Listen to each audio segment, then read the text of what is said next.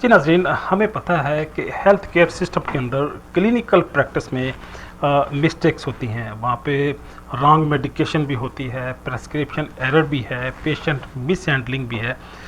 लेकिन ये जो मिस्टेक्स हैं, ये जो एरर्स हैं, ये क्योंकि बड़े सीरियस हैं, इनके सीरियस कॉन्सिक्वेंसेस हमारे सामने आते हैं।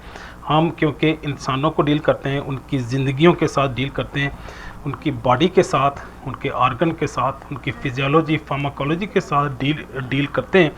तो इसलिए इनमें मेडिकेशन में, क्लिनिकल प्रैक्टिस में, फार्मास्यूटिकल पेशेंट केयर में हम किसी तरह की सुस्ती या गलती को अमूमन टॉलरेट नहीं करते, उसको हम एक्सेप्ट नहीं करते। इसके 2-3 तरह के नुकसान होते हैं। उन वो नुकसानात तो पेशेंट को होते हैं। तो पेशेंट को उसकी उसको फिज़िकल प्रॉब्लम हो सकता है, कोई ना कोई बॉडी ऑर्गन उसका डैमेज होता है। उसको इमोशनली भी वो हर्ट होता है। उसकी एम्प्लॉयबिलिटी, उसकी जॉब, उसके प्रोफेशनल स्किल्स, उसकी कॉम्पिटेंसी भी हर्ट होती है। तो मैंने आपको बताया इसके जो डैमेजेस हैं पेशेंट के, वो अमूमन 2 तरह के होते हैं। एक रिकवरेबल डैमेज है, दूसरा नॉन रिकवरेबल डैमेज है। जो रिकवरेबल डैमेज है उसको तो अमूमन जो इंश्योरेंस कंपनी है या हॉस्पिटल या हेल्थ केयर प्रोफेशनल उसको रिकवर कर देते हैं। लेकिन नॉन रिकवरेबल डैमेजेस का हमेशा के लिए पेशेंट को नुकसान हो जाता है। विजिलेंट रहना चाहिए।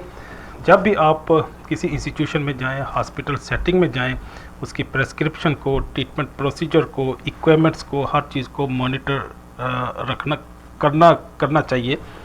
और उसकी सबसे इम्पॉर्टेंट चीज़ ये है कि आपको सफिशिएंट इंफॉर्मेशन भी होनी चाहिए। तो इन डैमेजेस को जो पुअर फार्मास्यूटिकल केयर या पेशेंट मिसमैनेजमेंट या प्रेस्क्रिप्शन एरर की वजह से जो ये डैमेजेस होते हैं, उनको हम किस तरह से मिनिमाइज़ कर सकते हैं, किस तरह से कंट्रोल कर सकते हैं। तो यहाँ पे मेरे पास 20 डिफरेंट फैक्टर्स हैं, 20 डिफरेंट प्रिकॉशंस हैं, जिनको अडॉप्ट करते हुए हम इन डैमेजेस को कंट्रोल कर सकते हैं, इनको मिनिमाइज़ कर सकते हैं। सबसे पहले यह है कि हमें हेल्थ केयर प्रोफेशनल की जो ट्रेनिंग है, उनकी एजुकेशन, उनकी एक्सपीरियंस, उनके प्रोफेशनल स्किल्स को इन्हेंस करना चाहिए, ताकि जो वो बेस्ट पॉसिबल मैनर में अपनी प्रोफेशनल प्रैक्टिस परफॉर्म कर सकें। दूसरा यह है कि कई सारी ऐसी मेडिकेशंस हैं जिनकी अपडेट आती रहती हैं, वो मार्केट से डिसकंटिन्यू हो जाती हैं। उनके जो एडवर्स इफ़ेक्ट्स मार्केट में एडवर्टाइज होते हैं या प्रोपोगेट होते हैं, या वो जो फार्मास्यूटिकल कंपनीज हैं वो अपडेट करती हैं, उनको भी अवेयर रहना चाहिए हेल्थ केयर प्रोफेशनल को, जो लेटेस्ट अपडेट्स हैं। जो कंट्रा इंडिकेटेड मेडिकेशन हैं, डिसकंटिन्यूड ड्रग्स हैं, उनको डेफिनेटली किसी भी सूरत में प्रेस्क्राइब नहीं करना चाहिए। फिर थेरापोटिकल सर्विलेंस होनी चाहिए। पर्टिकुलरली हम थेरापोटिकल सर्विलेंस ऐसी ड्रग्स की करते हैं जो पोटेंट हैं, जो नारकोटिक्स हैं, जो कंट्रोल ड्रग्स हैं।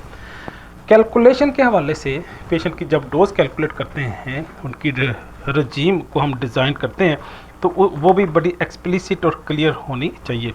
फिर एब्रीविएशन में जब उसका TDS, BD, OD, thrice a day या उसकी डोजेज फॉर्म के हवाले से अगर एब्रीविएशन कोडिंग आप यूज़ करते हैं तो उसको भी एक्सप्लिसिट होना चाहिए, कोई कम्युनिकेशन गैप नहीं होना चाहिए।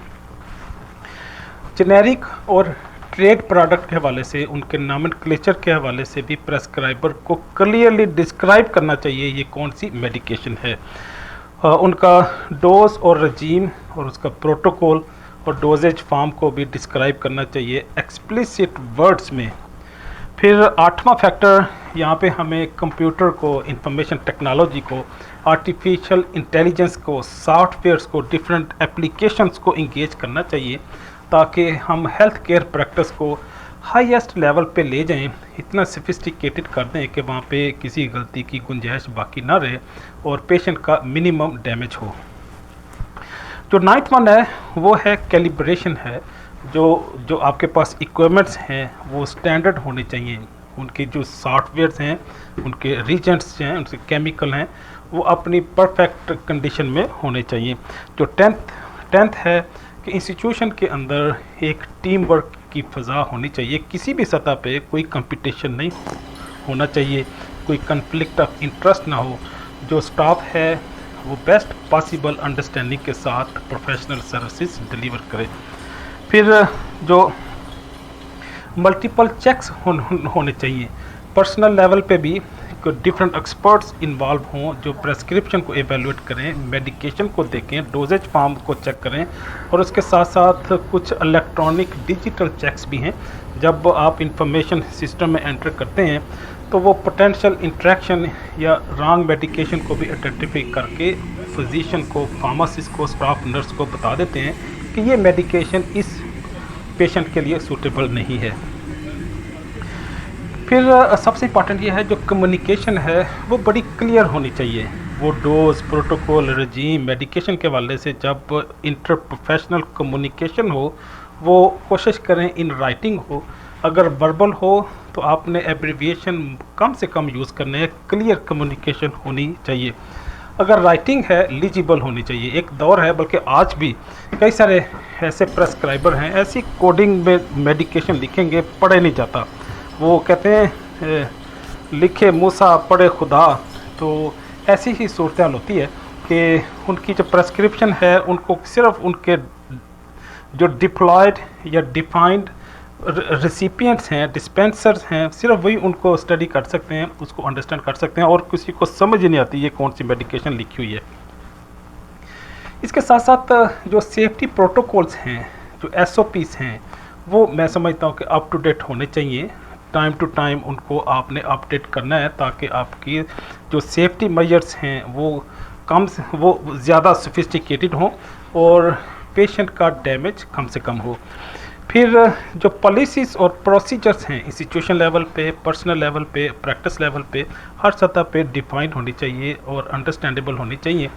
वो जो प्रोफेशनल हैं, बाकी भी जितने भी लोग हैं, उन पॉलिसीज़ को, प्रोसीजर को प्रॉपरली अंडरस्टैंड करें और उसकी प्रैक्टिस करें।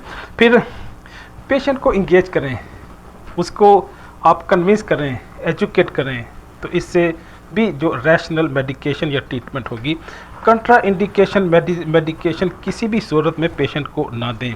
रूट ऑफ जो ड्रग इंट्रैक्शन है, वो चाहे ड्रग इंट्रैक्शन है, ड्रग पेशेंट इंट्रैक्शन है, ड्रग का फूड के साथ होता है, ड्रग का इन्वायरमेंट के साथ होता है, ये इंट्रैक्शन जो ड्रग्स का उसको मिनिमम होना चाहिए ताकि मैक्सिमम थेरापोटिकल बेनिफिशियल इम्पैक्ट हमारे पास आ सके।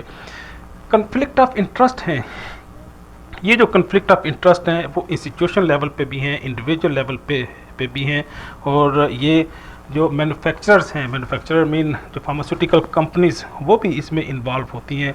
फिर डायग्नोस्टिक लैब के जो स्टाफ है वो भी इसमें इन्वॉल्व होता है। तो गोया प्रोक्योरमेंट में, मेडिकेशन में, प्रेस्क्रिप्शन में, हर जगह पे कन्फ्लिक्ट ऑफ इंटरेस्ट इन्वॉल्व है।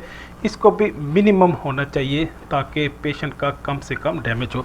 गोया ये 15 पॉइंट्स हैं, सॉरी ये 20 पॉइंट्स हैं, ये 20 फैक्टर्स हैं जिनको अगर हम अडॉप्ट कर लें और इनको प्रॉपरली हम डिप्लॉय करें तो हम पेशेंट का कम से कम डैमेज कर सकते हैं और highest possible clinical pharmaceutical services हम ऑफ़र कर सकते हैं किसी भी हॉस्पिटल के अंदर या क्लिनिकल सेटिंग में। इजाज़त चाहूँगा। अल्लाह हाफिज़।